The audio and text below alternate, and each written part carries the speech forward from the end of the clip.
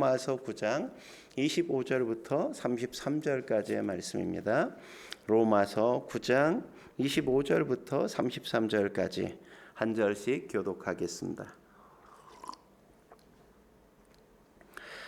호세아의 글에도 이르기를 내가 내 백성 아닌 자를 내 백성이라 사랑하지 아니한 자를 사랑한 자라 부르리라.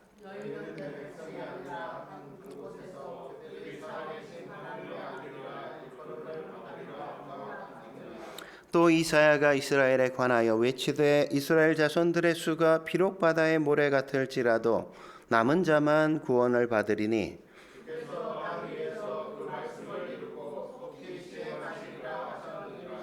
또한 이사야가 미리 말한 바 만일 만군의 주께서 우리에게 씨를 남겨두지 아니하셨더라면 우리가 소돔과 같이 되고 고모라와 같았으리로다 함과 같으니라.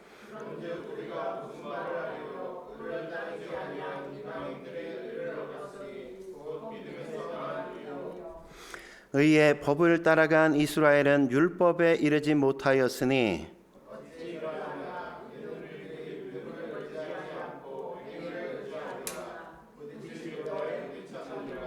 함께 읽겠습니다. 기록된 바 보라 내가 걸림돌과 거치는 바위를 시온에 두노니 그를 믿는 자는 부끄러움을 당하지 아니하리라 함과 같으니라. 아멘. 오늘은 복의 통로 짝퉁이 아닌 명품이 되라는 주제로 하나님의 말씀 함께 나누고자 합니다. 여러분 언제나 명품이 있으면 거기에 따른 짝퉁이 늘 생기지 않습니까? 명품으로 인기가 높아지면 높아질수록 짝퉁도 많아지고 다양해진단 말이죠. 롤렉스 같은 명품 시계, 그 시계에 대해서 인터넷 기사를 보니까 롤렉스의 진짜와 가짜를 구별하는 첫 번째가 뭐냐면 디자인과 마감을 확인하면 확인이 된다 그럽니다. 그러니까 짝퉁과 진짜는 거의 똑같은데 뭐에서 쉽게 확인할 수 있다고요? 마감을 어떻게 잘 처리했는가. 마감을 따라갈 수 없다는 거죠. 마감 처리를 확인해 보면 쉽게 구분된다는 겁니다. 하나님이 아브라함에게 축복을 주시지 않았습니까? 창세기 12장 2절과 3절에 보면 이렇게 말씀하셨잖아요. 내가 너로 큰 민족을 이루고 내게 복을 주어 너는 복이 될지라 이랬단 말이죠. 얼마나 좋아요, 그죠? 그리고 나서 뭐라 그래요? 3절에 보면 땅의 모든 족속이 너로 말미암아 복을 받을 것이라 이렇게 말했단 말이죠. 이걸 보면 하나님의 복은 나만 받는 것으로 끝나는 게 아니라는 걸 확인할 수 있잖아요. 나는 단지 시작일 뿐이고 나를 통해 모든 사람이 복을 받는 것 거기까지 가야 된다는 거 이야기하는 것 아닙니까? 넌 단지 시작일 뿐이야. 널 통로로 해서 복이 확산되도록 너가 만들어야 돼. 이렇게 지금 말씀하신 거란 말이죠. 그러니까 너는 사명자라고 이야기하는 거 아닙니까? 근데 이걸 출애굽기 19장에도 보면 이스라엘 전체 백성들에게도 다시 한번 이스라엘 백성에게 확대시켜서 그들에게도 똑같이 말씀하시는 걸 신의 잔 언약에서 우리가 확인할 수 있단 말이죠. 5절 말씀이 어떻게 시작합니까? 19장 5절에 세계가 다 내게 속하였으니 내게 속하였다. 그러니까 하나님의 마음에 하나님의 것은 뭐라는 거예요? 세계가 다 내 거라고 전제하고 있잖아요. 그러면서 뭘 얘기합니까? 너희는 내 소유가 되겠고 그리고 뭐예요? 제사장 나라가 되며 거룩한 백성이 되리라. 이렇게 세 가지의 언약을 하신단 말이죠. 근데 이스라엘 백성은 뭘 받았어요? 내 소유가 되겠고 너 내 보물이야. 이러니까 되게 좋았단 말이죠. 이런 소리 듣고 싫어할 사람 없잖아요. 여러분 그 배우자가 너 내 거야 이럴 때 얼마나 좋았어요, 그죠? 넌 나한테 보배야 이럴 때 되게 좋았잖아요, 그죠? 이스라엘 백성도 마찬가지예요. 거기까지는 너무너무 좋았어. 근데 뭘 잊어버렸어? 거기에 너무 감격하고 거기에 그냥 사로잡힌 나머지 두 번째, 세 번째를 잊어버렸어. 제사장 나라가 되며 거룩한 백성이 되리라. 이걸 잃어버렸단 말이죠. 하나님이 우리를 왜 보배로 부르셨다는 겁니까? 왜 우리를 보배로 선택하셨다는 거예요? 너를 따로 떼어놓고 사용하기 위해서 너를 통해서 뭔가를 하기 위해서 너를 선택했다는 거란 말이죠. 내가 선택받았다는 것에 감격하는 것에 그치면 안 된다고요. 내가 선택받은 이유는 우리를 특별하게 사용하기 위한 건데 뭘 위해? 열방과 세계에 너를 통해 복이 되게 만들기 위해서 너를 선택했단 말이죠. 예? 그러니까 이스라엘 백성은 뭘 생각해야 돼요? 내가 선택받은 거예요. 내가 앞으로 뭘 해야 되나? 이걸 생각해야 되는데 이스라엘 백성은 이 사명은 다 까먹고 난 선민이야, 이런 의식에만 사로잡혀서 거기에 취했단 말이죠. 우리는 하나님이 선택했어, 우리는 특별해, 나는 놀라운 존재야, 거기에만 사로잡혀 즐겼단 말이죠. 하나님이 날 선택했으니까 난 깨끗한 거야. 근데 너희는 선택 안 받았지, 너희는 더러워, 너희는 쓰레기야, 이래버리고 말았단 말이죠. 그러니까 사람들을 차별하고 멸시하고, 이걸 근거로 차별과 멸시의 근거로 변질시켜 버렸다고요. 예?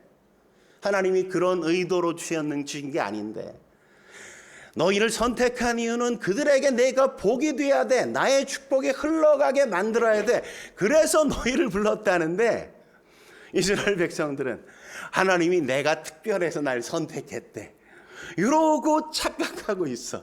예? 그리고 사람들에겐 야, 너희는 쓰레기야, 너희를 부른 이유는 지옥의 땔감으로 쓰려고 너희를 만들었대, 이래버리고 말았단 말이죠. 예?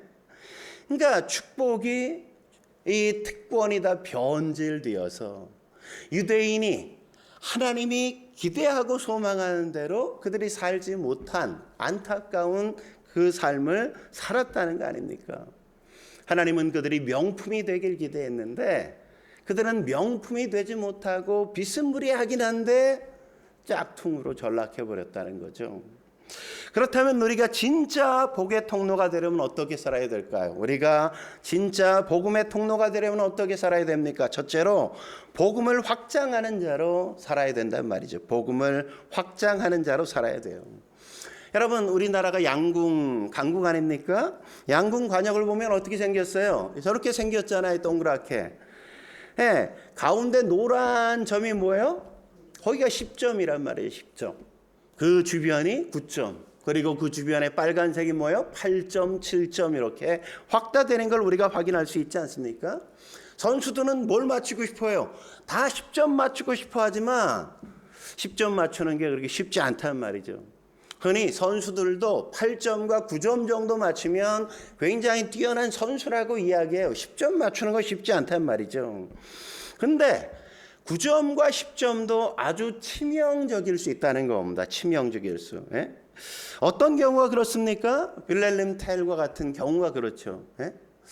빌렐름 텔 기억하십니까? 유명한 궁수였잖아요. 사냥꾼이었단 말이죠. 14세기 스위스의 폭군 게슬러가 장대에다가 자기 모자 하나 딱 걸어놓고 거기다 절해, 이랬단 말이에요. 근데 사람들이 웃기잖아. 무슨 모자에 절을 해. 그러니까 사람들이 하지 않았어요. 빌렐름 텔 역시도 아니 저게 뭐야 이러면서 하지 않았단 말이죠. 그걸 들키게 되니까 그 아들을 잡아와, 그리고 아들 머리 위에 사과 얹어놓고 거기를 맞추도록, 야, 네가 잘 맞춰서 사과 맞추면 사는 거고 그렇지 않으면 다 죽는 거야, 이래버렸단 말이에요. 예? 여러분, 사과 사이즈가 딱 뭐예요? 10점 사이즈 아니에요? 관역 10점 사이즈? 예? 딱 그만하잖아요, 사과가. 예? 그러니까 10점 못 맞추면 어떻게 돼? 9점 맞추면 아이의 눈을 맞춰가지고 아이가 죽는 거고, 잘못 쏴서 8점 맞추면 아이의 입을 맞춰서 아이를 죽일 수 있는 그런 상황이란 말이죠. 그러니까 내가 10점을 맞추든지 아니면 빵점을 맞추는 게 차라리 낫지, 내가 10점을 맞추려고 쏴서 자칫 9점이나 8점 맞는 게, 그 경우는 절대 잘하는 게 아니잖아요. 잘하는 게. 여러분, 생명을 거는 문제에 있어서는 9점, 8점 이러는 게 잘하는 게 아니라고. 10점이 아니면 안 되는 거란 말이죠. 그럴 땐 차라리 빵점이 나은 거란 말이죠. 9점, 8점은 치명적이 되는 겁니다. 더 치명적이 돼요. 이처럼 복음은 10점 외에는 답이 아니라는 거죠. 8점도 9점도 비스무리하지만 그건 짝퉁이지 명품은 안 된다는 겁니다. 여러분, 이스라엘 백성이 그렇지 않았습니까? 그들에게 하나님은 진짜 복의 통로가 되라고 했는데 그들은 복의 통로는 되어지지 않고 마치 하나님이 우리를 선택했다는 선민의식에 사로잡혀 그냥 살았단 말이죠. 복음은 철저해야 되는 겁니다. 그러니까 복음이 확장되거나 말거나 이건 아니란 말이죠. 아니란 말이죠. 복음의 확장성이 없다면 그럼 복음이 아니라는 겁니다. 가짜라는 거죠. 내가 가진 게 진짜 복음이라면 어떻게 확장이 되지 않을 수가 있어요. 우리에게 건질 수 있는, 누군가를 구원할 수 있고 누군가를 살릴 수 있는 능력을 주셨는데, 아니 사람들이 죽어가는데 건질 생각을 하지 않아, 사람들을 살릴 생각을 하지 않아. 그게 뭐 복음입니까? 그거는 악한 자죠. 악한 자. 그는 복음을 가진 자가 아니라 그보다 더 악한 자가 어디 있어요. 살릴 수 있는데 그걸 방치해두고 놔둬. 물에 빠져 죽는데 나는 수영을 너무 잘해, 수영 선수야, 근데 안 살려? 그건 악한 자죠. 악한 자. 그러니까 전도라는 건 선택의 문제가 아니라는 거죠. 복음의 확장을 위해 쓰임받지 못한다면, 내가 누군가를 살리는 일에 쓰임받지 못한다면 나는 가짜일 수 있다는 겁니다. 나는 치명적인 존재란 말이죠.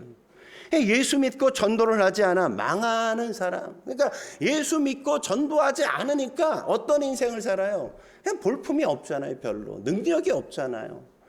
삶의 간증이 없어. 별로. 생명의 능력을 경험하지 않으니까 참 이렇게 좋아 보이지 않는단 말이죠. 그래서 복음의 확장성의 예로 호세아서의 고멜을 오늘 본문에 바울이 드는 걸 우리가 확인할 수 있죠. 25절 26절 같이 한번 읽어볼까요? 25절부터 읽겠습니다. 시작. 호세아의 글에도 이르기를 내가 내 백성 아닌 자를 내 백성이라, 사랑하지 아니한 자를 사랑한 자라 부르리라. 너희는 내 백성이 아니라 한 그곳에서 그들이 살아계신 하나님의 아들이라 일컬음을 받으리라 함과 같으니라. 여러분, 호세아와 고멜 부부 사이에 아이가 3명 있는데 첫째는 이스라엘. 이스라엘은 여기에 언급하잖아요. 둘째가 딸이고 셋째가 아들이에요. 둘째가 딸이고 셋째가 아들. 둘째 딸 이름이 로루하마, 셋째 아들 이름이 로암미, 이런 거거든요. 그러니까 둘째 딸 이름이 로루하마인데 로는 아니다 이런 의미고, 루하마는 긍휼히 여기다, 사랑한다 이런 의미예요. 근데 로루하마니까 뭐예요? 합쳐지니까 넌 사랑하지 않아 이런 거예요. 넌 사랑받지 못한 자야 이런 거예요. 넌 긍휼히 여김을 받지 못한다 이런 의미가 딸의 이름이에요. 셋째 로암미도 마찬가지예요. 로암미가 로라는 부정사에 암미라는 단어가 결합해서 만들어진 단어거든요. 로암미가 뭐예요? 암미는 내 백성이다 이건데 그걸 부정하니까 뭐예요? 내 백성 아니다 이거죠. 오늘 25절 26절에 그런 거잖아요. 그죠? 이 딸과 아들의 이름인 로루하마, 로암미로 뭘 설명해요? 복음을 지금 설명하고 있는 거잖아요. 유대인들이 이방인에 대해서 뭐라 그랬습니까? 너희는 긍휼히 여김을 받지 못했어. 너희는 사랑받지 못했어 하나님의. 그래서 로루하마, 너희는 로루하마야 이랬단 말이에요. 너희는 하나님의 백성 아니야. 로암미. 이방인을 향해서 이스라엘 백성들이 가진 사상이 뭐예요? 생각이. 너희는 하나님의 사랑받지도 못했고 하나님의 백성도 아니야. 우리만 하나님의 사랑받았고 나만 하나님의 백성이야. 이 선민의식. 근데 하나님이 뭐라 그러시는 거예요? 아니야. 나는 이방인들도 내 백성이 아닌 자들도 내 백성이라 부르고 내 사랑을 받지 못했던 사람들 역시 나는 여전히 사랑하고 있어. 그들을 부르고 있어. 그렇게 말씀하는 게 호세아서의 주제 아닙니까? 주제. 호세아서가 아내와 결혼해서 낳은 자녀들을 가지고 뭘 설명하는 거예요? 너희가 이방인들을 무시했지, 멸시했지. 난 그러길 원하지 않아. 고멜이 얼마나 형편없는 인생을 살았습니까? 얼마나 못된 사람이에요. 나 맨날 가출하고 남편 버리고 도망가고 아이 버리고 도망가고. 그런 사람은 그냥 그렇게 살도록 내버려 둬야 될 거 아니에요. 근데 하나님은 뭐라 그러세요? 호세아한테 야, 내 아내 빨리 데리고 와. 네 아내 빨리 찾아와. 딴 남자와 함께 더불어 사는데도 야, 돈 주고라도 빨리 네 아내 구원해 내야지. 어? 네 품에 안아야 될 거 아니야. 왜 네 아내가 저렇게 딴 남자 곁에 사는데 어떻게 내버려 둘 수 있어? 그러잖아요. 예? 그게 바로 뭐예요? 복음이잖아요. 복음. 예? 유대인들은 그걸 이해하지 못했다고. 자기들만 구원받고 자기들만 잘났고 그래서 선택받았다는 착각 속에 그들은 삶을 살았단 말이죠. 고멜과 같은 사람을 보면 우리도 가슴 아파하고 그들 곁에 가서 그들을 품으려고 하고 그들을 사랑해서 그들이 우리와 같은 하나님의 자녀가 되게 만드는 일, 그걸 우리가 해야 된다는 거 아닙니까?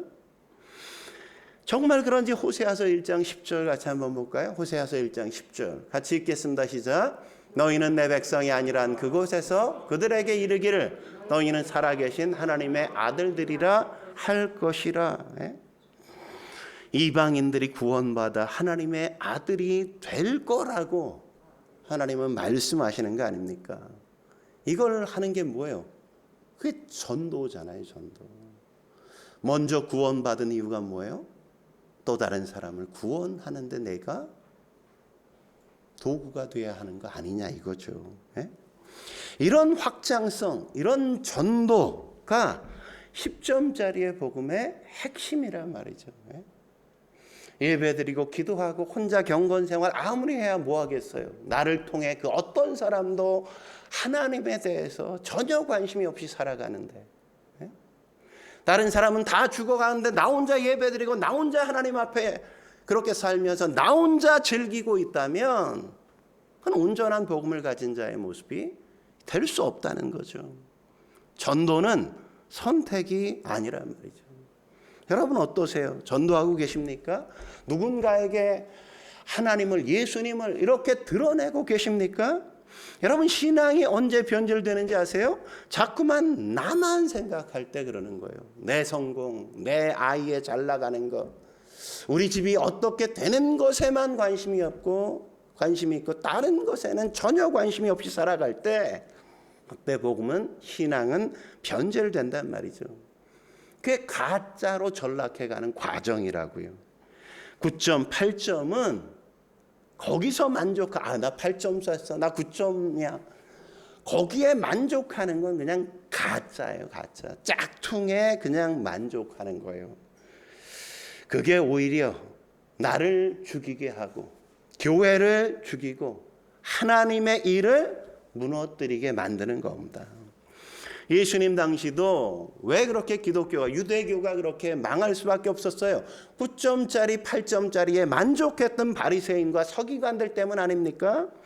그들이 얼마나 치명적이었어요. 그런데 그들이 그렇게 멸시했던 세리와 죄인들은 다르잖아요. 그들이 진짜 복음인 예수님을 딱 만나니까 그들이 막 변화되어 진짜 복음으로 되는 가능성을 막 보여주잖아요. 여러분 요나 마찬가지 아니에요? 우리가 금요일날 요나 배우고 있는데 요나 어떤 인간이에요? 전도의 사명을 저버리고 이스라엘을 대표하는 하나님의 말씀을 거부하고 자기의 만족을 위해 살았던 사람 아니에요. 축복과 은혜, 사명 다 받았지만 이방인들이 구원받는 것은 너무너무 싫었어. 그래서 하나님이 그들에게 가서 복음을 전하라고 하는데도 안 가고 버티고 불순종하잖아요. 그러니까 자기 안에 뭐가 꽉 차 있어? 나밖에 없어. 나밖에. 우리 민족밖에 없어. 내가 구원받고 나만 잘 살면 되고 남이야 뭐 어떻게 살든 상관없고. 자기를 부인하고 자기의 십자가를 지는 게 복음인데 그런 삶에는 전혀 관심이 없어. 남은 뭐 어떻게 되든 상관없어. 나만 잘 되면 돼. 그걸 하나님이 깨뜨리시는 거 아니에요. 그를 죽음을 경험하게 하는 게 물고기 뱃속에서 3일 동안 머물게 하는 거 아닙니까? 그러니까 그가 변화되죠. 변화되는 거. 이 고멜과 비슷한 얘기가 요한복음 8장에 나오는 가늠하다 잡힌 여인 얘기 아닙니까? 그러니까 뭐란 겁니까? 조상들이나 너희나 다른 게 하나도 없다 이거잖아요. 조상들이나 너희나 하는 짓거리 보니까 다 9.8점에 만족하고 사는 똑같은 인간들이야. 이걸 보여주는 거잖아요. 요한복음 8장 3절에 보면 거기에도 서기관들과 바리새인들이 나오지 않습니까? 아주 치명적이잖아요. 3절에 뭐라고 기록하고 있습니까? 음행 중에 잡힌 여자를 끌고 와서 가운데 세우고 그들이 그랬단 말이에요. 여러분 이거 보고 뭐가 떠오르세요? 여러분 음행하다 잡힌 여자를 어서 오십시오 이렇게 모시고 여기 예수님 앞에 모시고 왔겠어요? 머리끄댕이 잡고 그냥 질질 끌고 머리카락이 빠지든 뭐 몸에 다리가 상처를 입든 뭐 상관하지 않고 그냥 막 질질 끌고 왔을 거 아닙니까? 그들이 어떻게 왔겠어요? 여자의 몸이 그냥 상처투성이 피투성이가 되고 마음엔 그렇게 끌려오니까 얼마나 큰 상처가 남겠어요. 뿐만입니까? 옷은 뭐 제대로 입은 채로 끌려왔겠어요? 다 풀어 헤쳐지고 그냥 여기저기 찢기고 여자가 얼마나 수치스러웠겠어요. 얼마나 사람들 군중 앞에 그렇게 홀로 서야 되는 그 모습은 얼마나 수치스럽겠어요. 거기 끌려가는 이유가 뭐예요? 왜 끌고 가요? 그 당시에 가늠하다 잡힌 여자는 돌로 쳐 죽이기 위해서 그런 거거든요. 바리새인과 서기관이 왜 끌고 왔어요? 돌로 쳐 죽이기 위해서. 이 여자는 끌려오면서 얼마나 두려웠겠어요. 공포 자체 아닙니까? 내가 이렇게 죽겠다는 두려움이 그 마음속에 가득했을 거란 말이죠. 그런 상황을 만든 이 9점짜리 8점짜리의 신앙을 가진 서기관과 바리새인들은 그런 짓거리를 하면서도 얼마나 기세등등합니까? 여자의 치부를 막 드러내고 그 여자의 잘못을 막 정죄하면서 나는 마치 의인이 된 것처럼, 나는 굉장히 잘 살고 있는 것처럼, 나는 뭐 대단한 인생인 것처럼 자부심을 갖고 예수님 앞에 와가지고 그들은 그렇게 당당하게 서는 거 아닙니까?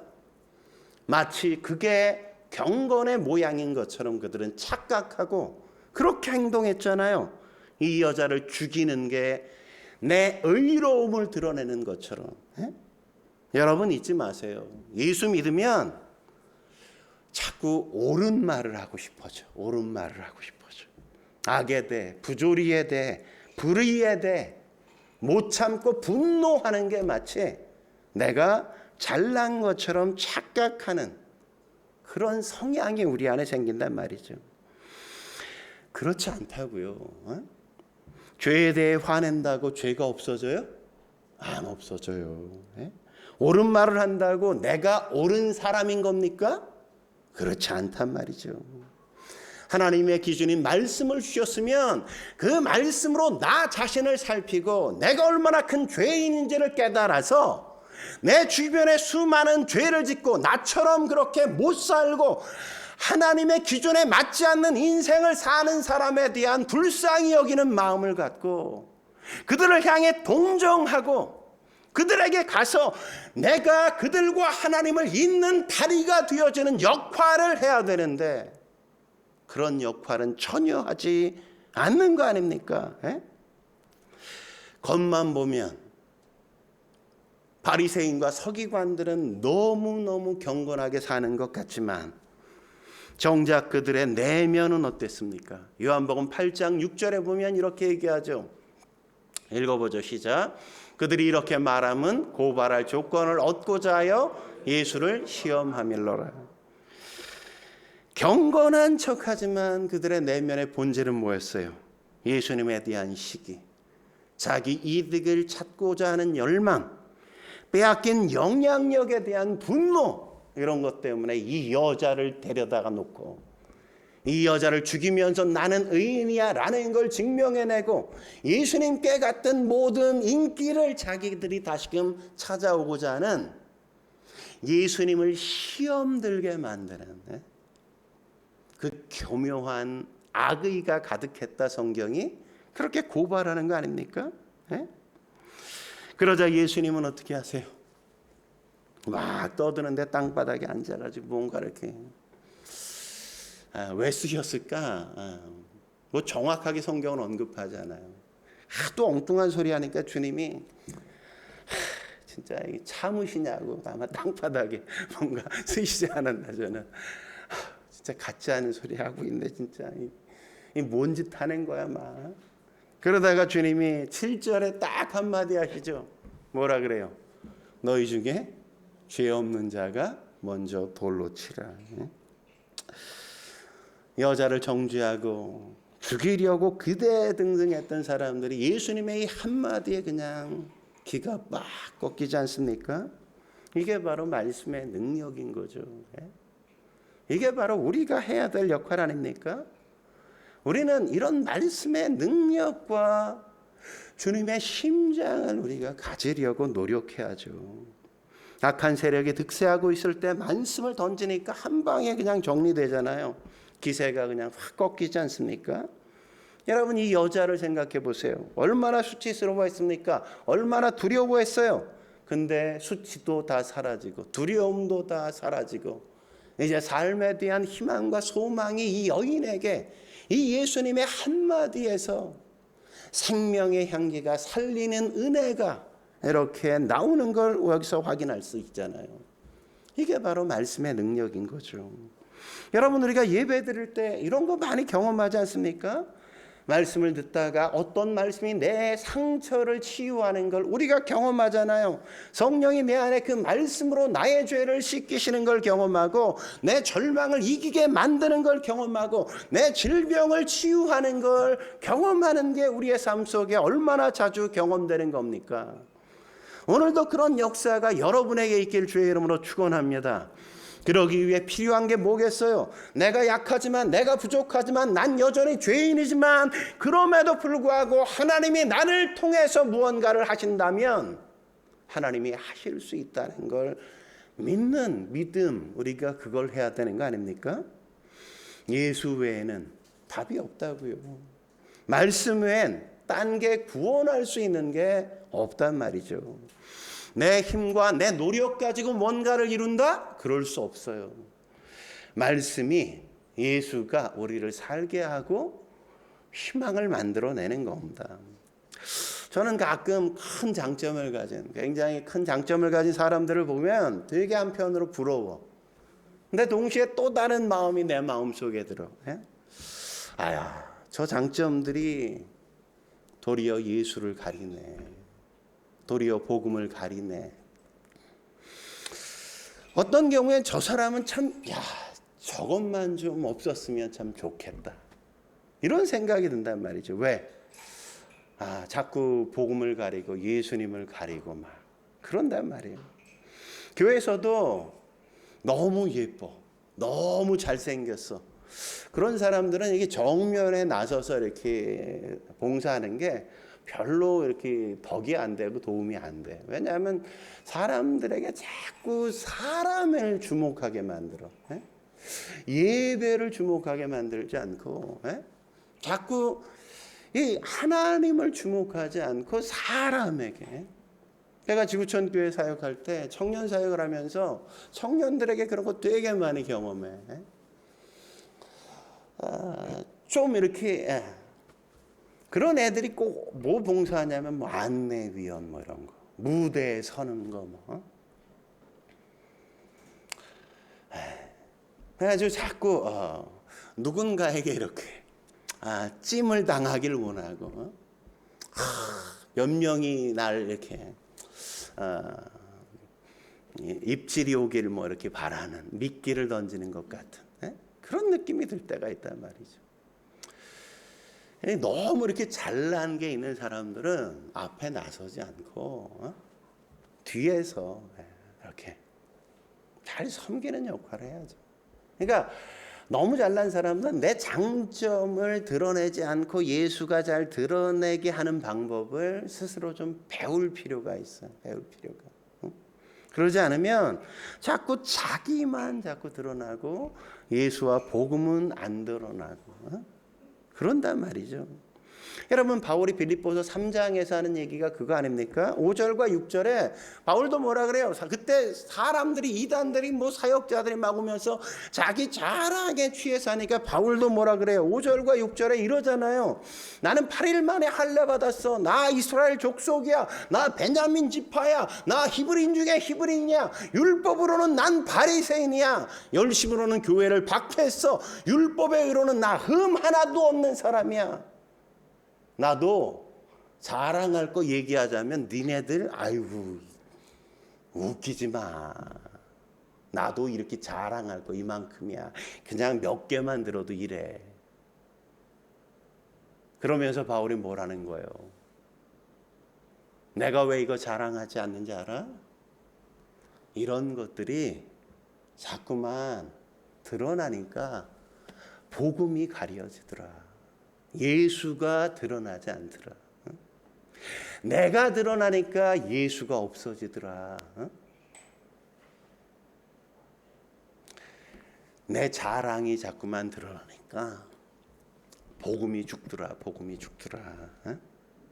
그래서 바울이 뭐라는 겁니까? 내게 유익하던 그 모든 것을 다 해로 여긴다.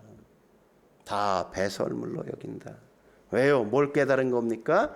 이런 게 예수님을 가리는 치명적인 죄라는 걸 그는 교묘한 그 죄의 특성을 깨달은 거잖아요. 깨달은 거. 예? 장점들이 오히려 예수를 지우게 된다는 걸 그는 깨달은 거란 말이죠. 그래서 그런 것들은 해가 돼 배설물이야 그러잖아요. 오늘 본문에서 그래서 32절과 33절에 바울은 거의 동일한 의미로 이렇게 얘기하는 걸 우리가 만나잖아요. 이 32절, 33절 읽겠습니다. 32절 없어요? 제가 읽을게요. 어찌 그러하냐? 이는 그들이 믿음을 의지하지 않고 행위를 의지함이라.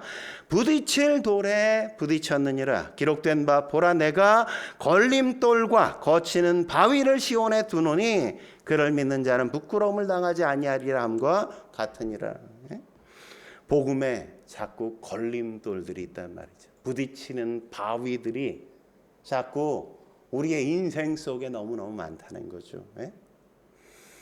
너희는 부딪히는 돌이 되면 안 되잖아. 너는 걸림돌이 아니라 디딤돌이 돼야 되는 거 아니야? 예수님처럼 디딤돌이 되는 인생을 살아야지. 다른 사람들이 나를 딛고 하나님 앞에 나가고 나를 딛고 누군가가 구원받는 역할이 되어야지. 사람들이 하나님 앞에 나가지 못하도록 부딪히는 돌이 되어지고 걸러 넘어지게 만들어 하나님 앞에 절대 나아갈 수 없는 상황이 되게 만들면 어찌하겠냐. 유대인들의 실수와 실패를 그렇게 따끔하게 지적하는 거잖아요. 저와 여러분들이 살아야 삶은 부딪히는 걸림돌이 아니라 하나님 앞에 나를 누군가가 딛고 나아갈 수 있게 만드는 디딤돌이 되라고 부르셨다는 걸 잊지 마십시오. 한 걸음 더 나아가 우리가 진짜 복의 통로가 되려면 어떻게 살아야 될까요? 두 번째, 마지막까지 남은 자로 우리가 살아야 됩니다. 27절에 그래서 이런 말을 하는 걸 우리가 볼 수 있죠. 27절 같이 읽겠습니다. 시작. 또 이사야가 이스라엘에 관하여 외치되 이스라엘 자손들의 수가 비록 바다의 모래 같을지라도 남은 자만 구원을 받으리라. 여기 보면 남은 자만 구원을 받는다. 여러분, 복음을 들었다고 다 구원받는 거 아니에요. 그냥 모든 사람이 구원받으면 전도해야 될 이유가 뭐가 있겠어요. 그냥 이렇게 복음을 줄 이유도 없잖아요. 그죠? 다 구원받는다면 뭐하러 전도해, 그죠? 다 구원받는 게 아니라 누구만 구원받아요? 남은 자만 구원받는다고. 남은 자가 누구예요? 남은 자가 끝까지 견디는 자가 남은 자란 말이죠. 끝까지 견디는 자. 이 남은 자를 에스겔서 9장 4절은 조금 다르게 표현해요. 이마에 표를 그리라 이렇게 표현한단 말이죠. 이마에 표를. 여러분, 이 이마에 표를 그린다 그럴 때 이 이마에 표를 그리는 자를 어떤 사람이라고 묘사하는지 아십니까? 그런 사람을 탄식하고 우는 자 이렇게 그려주고 있어요. 탄식하고 우는 자. 다른 말로 하면 견디는 자라고 이야기할 수 있는 거죠. 여러분, 하나님의 말씀을 받았다고 눈앞에 있는 문제가 다 해결됩니까? 그렇지 않단 말이죠. 하나님의 약속과 성취 사이엔 시간적인 갭이 굉장히 커요. 하나님이 우리에게 뭔가를 약속해 주셨다고 그게 즉시 이루어지지 않아요. 이게 약속이 성취되기 위해선 시간적인 이 갭을 메꾸는 게 필요해. 그 시간적인 갭을 메꾸는 게 뭐예요? 믿음이라고요, 믿음. 그래서 믿음을 뭐라고 얘기하는 겁니까? 믿음이 뭐예요? 견디는 게 믿음이라고, 버티는 게 믿음이라고, 기다리는 게 믿음이라고, 인내하는 게 믿음이란 말이죠. 뭐 딴 게 믿음이 아니에요. 견디는 거, 참고 인내하고 버티는 거, 그게 믿음이란 말이죠. 그게 없이 어떻게 약속이 성취되는 걸 볼 수 있습니까? 이 갭을 메꾸려면 기다려야 돼, 인내해야 돼, 견뎌야 돼, 참아야 돼. 그러지 않으면 성취되는 걸 그 누구도 볼 수 없다고요. 없어. 그래서 이 견딤인 믿음을 히브리어로 에무나 이러잖아요. 에무나. 에무나가 뭐예요? 끈질기게 버틴다 이런 뜻이거든요. 믿음이라는 단어의 히브리어 뜻이 에무나. 에무나가 뭐야? 끈질기게 버틴다. 끝까지 견딘다. 끝까지 버틴다 이거거든요. 근데 오늘 본문에 이마에 표를 이렇게 그리라 그랬잖아요. 거기에 뭘 그려요? 히브리어 알파벳이 22개의 알파벳이 ABCD. 저 맨 밑에 맨 이쪽 끝에 저쪽 끝에 있는 게 타우라는 거거든요. 맨 마지막이 타우라는 글자예요. 타우라는 철자야. 알파벳이야. 저게 마지막이거든. 저 타우를 이마에 표로 이렇게 새긴다는 거예요. 새기라는 거예요. 그리라는 거예요. 왜 새기라 그러겠어요? 너희가 마지막까지 견뎌야 돼. 마지막 날까지 참아야 돼. 성취가 이루어질 때까지 인내하고 기다려야 된다는 걸 말씀하고 있단 말이죠. 마지막까지 견디겠다고 여기다가 타우라는 글자를 새기라는 거예요. 새기라는 거. 그러면 어떤 사람이 끝까지 버틸까요? 어떤 사람이 끝까지 버틸 수 있어요? 우린 경험적으로 잘 알잖아요. 자아가 강한 사람 되게 잘하는 것 같지만 늘 앞에만 잘하지, 그죠? 인내하고 오래 못 가, 그죠? 인내심이 강한 사람은 뭐 인내하지만 뭐 10년 넘기는 사람 봤어요? 못 봤잖아요. 아브라함도 좀 참았어, 인내했어. 근데 10년이 딱 돼가니까 뭐라 그래? 하나님이 약속하셨는데 왜 아들 안 줘? 인간적인 방법 딱 안 해봐. 짜고 고스톱 치잖아. 그래서 딱 낳은 게 한 게 뭐야? 하가를 그냥 첩으로 들여서. 그래서 만든 게 뭐예요? 이스마엘. 왜 지금 중동에 저 끊임없는 전쟁이 있어요? 이삭과 이스마엘의 후예들이 아직도. 누구 잘못이야? 이 아브라함과 사라가 잘못해서 하나님의 약속을 기다리지 못하고 이 일을 저질러서 지금까지 이 문제를 만들었잖아요. 그러니까 사람이 만드는 건 하나님의 말씀대로 안 살면 끊임없는 문제만 양성돼. 싸우고 다투고 갈등하고. 진짜 믿음은 뭡니까? 우리 중심에 하나님의 약속을 딱 붙드는 거죠. 말씀 붙드는 거예요. 예수님 딱 모시는 거예요. 그러면 끝까지 우리는 간다고. 말씀 붙들면 말씀대로 사는 것 외에는 우리를 끝까지 가게 만드는 거 없어요. 왜 그렇습니까? 우리 힘으로 약속을 성취할 수 있는 게 아니거든.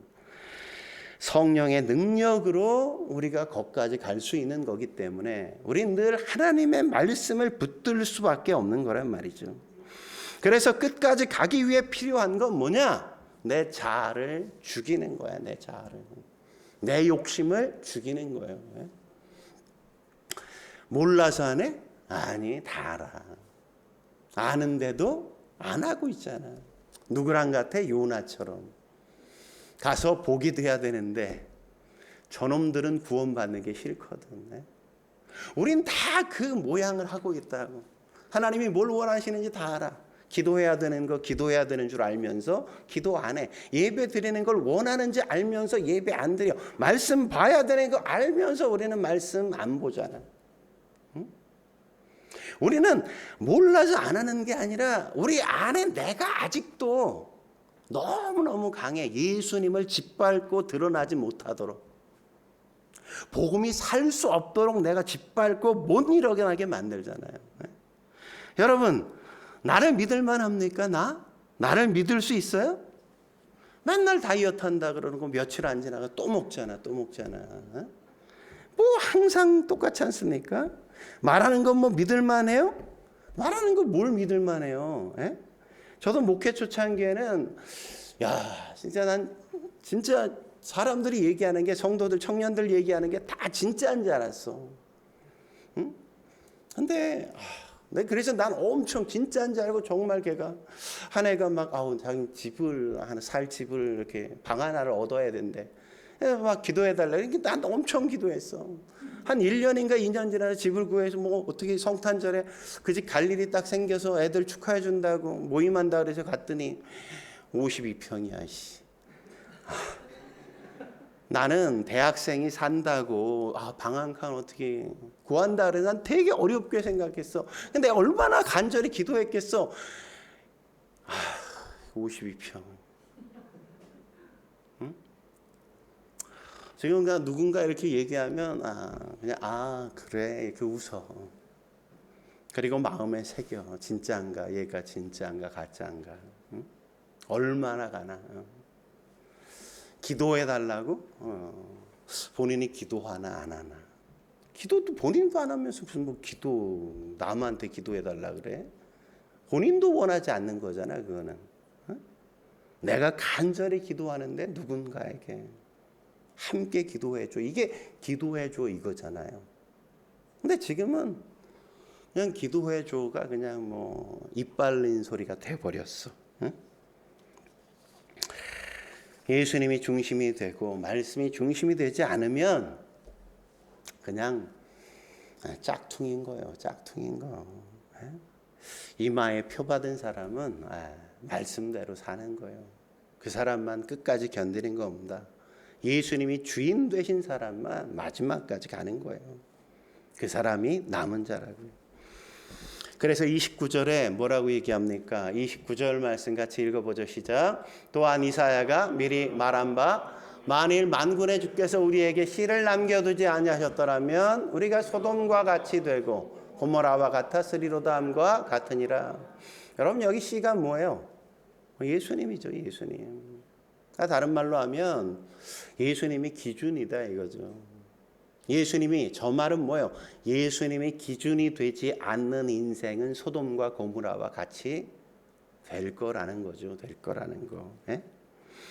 여러분, 이 시대 인간의 사회의 공통점이 뭡니까? 여전히 자기중심적이라는 거 아닙니까? 근데 복음은 뭐라 그래요? 너는 중심이 아니야. 이게 복음 아닙니까? NIV not I but Christ. 나는 아니고 그리스도다 이거죠. 그리스도가. 여러분, 50년 전만 해도 거대 담론 같은 게 많았잖아요. 뭐 산업화, 민주화 이런 거대 담론들이 있었다고. 근데 요즘은 어때요? 그럼 거대 담론이 하나도 없어. 너무 가볍지 않습니까? 왜 싸워? 맨날 자기 기득권 지키겠다고, 그죠? 그거 가지고 싸운단 말이죠. 너무 사소하고 참을 수 없는 존재의 가벼움을 이 시대가 얼마나 많이 보여줍니까? 왜 그렇게 변했어요? 마귀가 장난질한 거죠. 네가 제일 소중해. 네가 살아야 남도 있지. 맨날 이러면서. 여러분, 소피스트들이 뭐라고 얘기했습니까? 인간은 만물의 척도야 이랬잖아요. 만물의 중심, 만물의 기준이 인간 너희야. 서양 철학의 역사를 보면 르네상스 이후에 하나님을 중심으로 했던 게 인간 중심으로 확 바뀌었단 말이죠. 인간이 주체가 됐어. 저는 이 인간 중심의 철학의 인간을 괴물로 만들었다고 생각해. 괴물로 만들었다고. 인간이 강조되니까 하나님이 사라져. 인간이 강조되니까 수많은 질병들이 막 나오잖아요. 예? 그러니까 도스토옙스키가 뭐라 그랬어요? 하나님이 없다면 인간은 못할 짓이 없다. 예? 영화가 다 만들어지는 게 그런 거잖아요. 예? 하나님이 없으니까 인간은 모든 짓거리들을 다 하는, 더러운 짓거리들을 하는 거 아닙니까? 여러분, 인간이 강조되면 그렇다고요. 그래서 권력이 주어지면 어때? 권력이 주어지면 하나님께서 내게 이런 사명을 주셨어. 그래서 하나님의 말씀대로 좋은 사회를 만들어야 되는데 하나님이 딱 사라지니까 다 뭘 위해서? 내 욕망을 이루는 일을 위해 사용하잖아요. 정치권 보면 알 수 있지 않습니까? 정권을 바뀌면 늘 다를 거라고 우리는 기대하고 소망하지만 초기엔 좀 그러는 것 같다가 좀 지나면 아유 이것들도 다 이런 생각을 할 때가 얼마나 많아요. 뭐라 그래요? 권력은 늘 부패한다 그러잖아요. 권력은 항상 부패.